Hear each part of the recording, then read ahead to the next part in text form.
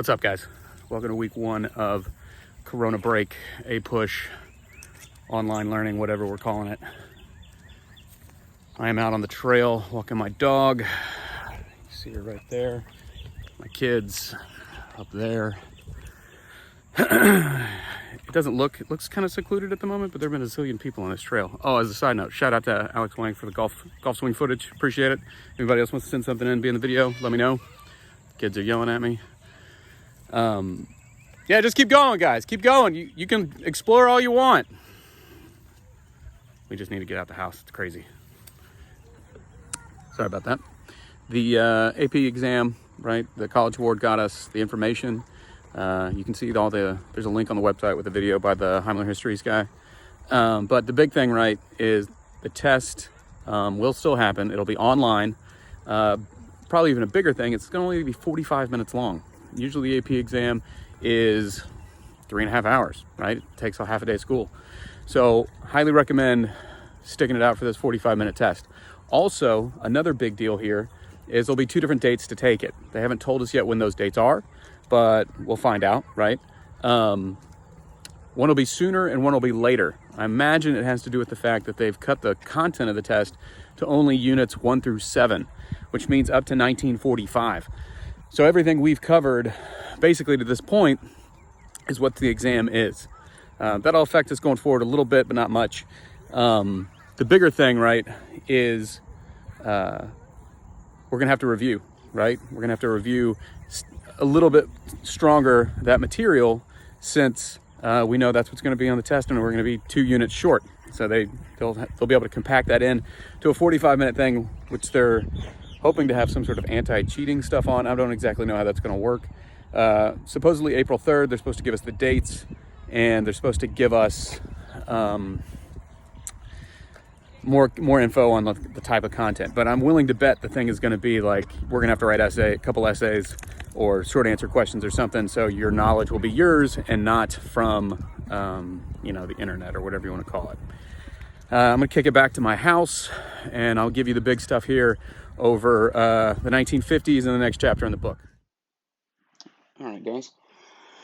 I'm back at my house now. This is the morning of the 24th, actually. I took some time off between those 2 videos. I would have made an in-person video, but I'm running out of time because we got Zoom meetings this morning. Let's get going here. The big thing, right, is this is all going to be post-war, right, and what they refer to the beginning of as the beginning of the Cold War, which is right. You can see one of your terms right here. Now, let's go through this quickly. Post-war peace settlements. The big thing is at places like Yalta and eventually, I think, Potsdam, maybe. I mentioned it in the previous lecture as well. But what happens is they are going to do kind of a couple things. One, before FDR dies, he gets the Soviets to agree to come in and help us fight in Japan. But as I mentioned last time, we don't tell him about the atomic bomb, so he's going to feel a little bit slighted there. And then eventually, the decision on what to do with Europe, right, after the end of the war. And what's going to happen is it's going to get divided up into sectors that are going to be controlled by different groups. Namely, the Western sector will be controlled by the Allies, and the Eastern section will be controlled by the Soviet Union. And eventually, this will lead to the division between East and West Germany, which is a big part of, yet again, the Cold War, right? They had been allies during the war with the Russians, the Soviets, Communist Russia, whatever you want to call it, the Soviet Union. And after the war, that quickly falls apart because Stalin doesn't do what he agreed to do. And they're not going to be big fans of our sort of agenda.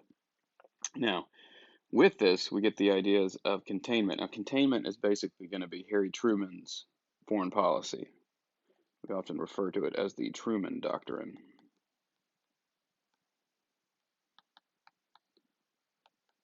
And I'm sure I'll assign something for you to read about that. But the Truman Doctrine is effectively wherever there's going to be communism around the world, the United States will go and contain it, not let it spread, because they see it almost as a disease or a sickness, right? This idea that if it, eventually we're going to talk about Vietnam, right? And in Vietnam, we're going to have the domino theory. And the idea was as if, like, China falls to communism, then Vietnam falls to communism, then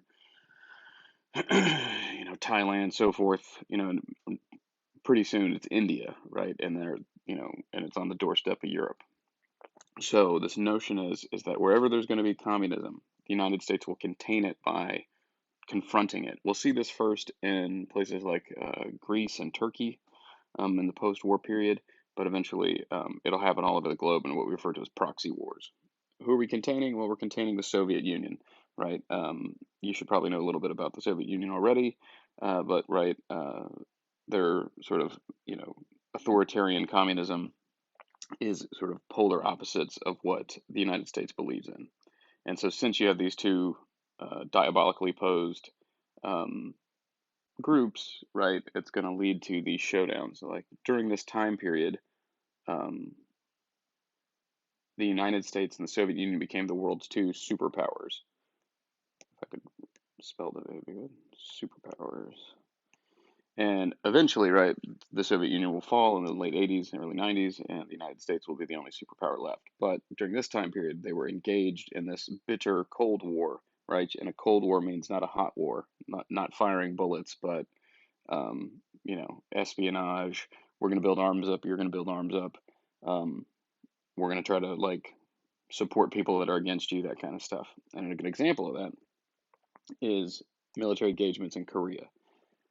So after the war, they're going to partition Korea, as we'll see, and it'll be a great example of containment. Okay, they're going to partition Korea along the 48th parallel, and I think it's 48th. I'm doing this off the top of my head, and we'll see this played over in Vietnam as well.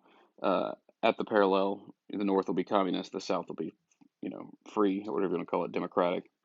And when the United States withdraws, eventually the North tries to invade the South, and then, well, I say tries, they basically do.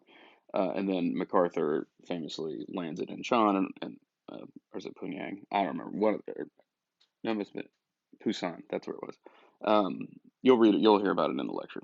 But nonetheless, military engagements such as Korea are parts of containment. Now, you'll notice I put all these on the left. These are kind of like big world things, where all this stuff over here on the right, and I'll even change the color of the pen, is going to be for kind of on the home front. Your textbook really had a longer term for this, but McCarthyism is going to be part of what we refer to as the Second Red Scare. And in that, right, Joseph McCarthy, I think he's a congressman. I don't think he's a senator. I'm not sure.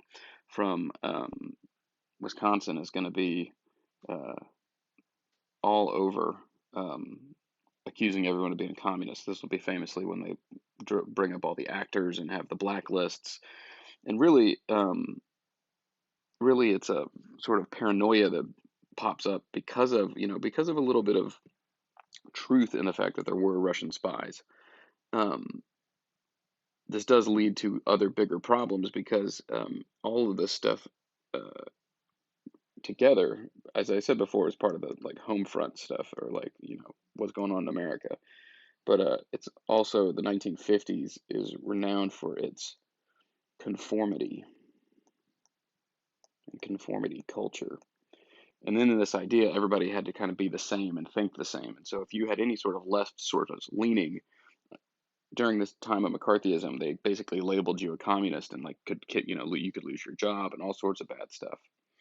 Now moving away from McCarthyism, the baby boom. Okay, the baby boom is all these guys are going to come back from the war, um, and thanks to stuff like the GI Bill, they're going to buy houses and move out to the suburbs and have kids, and it's going to be the largest generation um, up until that point, right? And so you basically are going to have this glut of people moving through life, and it's going to change the way we live, right? The baby boomers, when they were little, changed society because now, like, there were going to be whole industries that were like, catering to what they wanted, or, uh, you know, eventually they're going to be teenagers, and that's going to lead to like rock and roll and the '60s and the hippies and all that sort of stuff.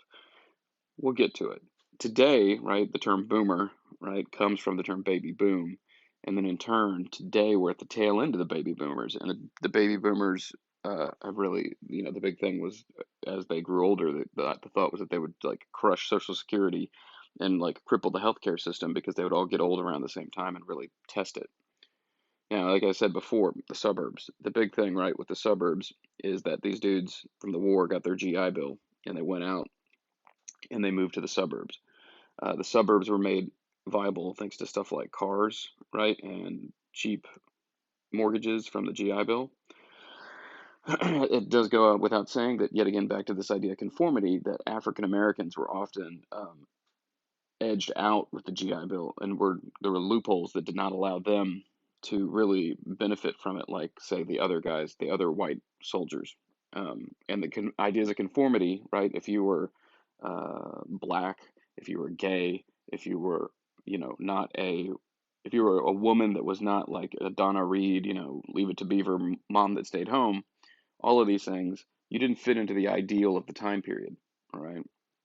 Now, the last little bit here is the idea of the Sun Belt, and the Sun Belt is effectively the region kind of like in the middle, the middle to southern United States, uh, Texas, Florida, New Mexico. People began to flood into that place, namely thanks to air conditioning and new jobs. Okay, and you start to see people begin to move away from the Rust Belt. All right, guys, these are the must knows for the post war, Cold War stuff. Um, oh, yeah, I need another slide here. How do I do that? Do I do this? Boom, board. This week's question of the week. So, last week I asked you guys um, what was a good that came out of it. Somebody wrote nothing, which I get the notion, but let's try to be positive here. I appreciate the guys that put that it's going to force us to get better with technology. I thought that was clever. Also, the guys that said they get to do it in a more relaxed environment. Appreciate it.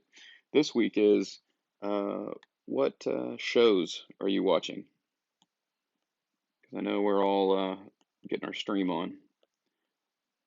I been trying to catch up with Better Call Saul. I discovered there's a oh, what's the Amazon show?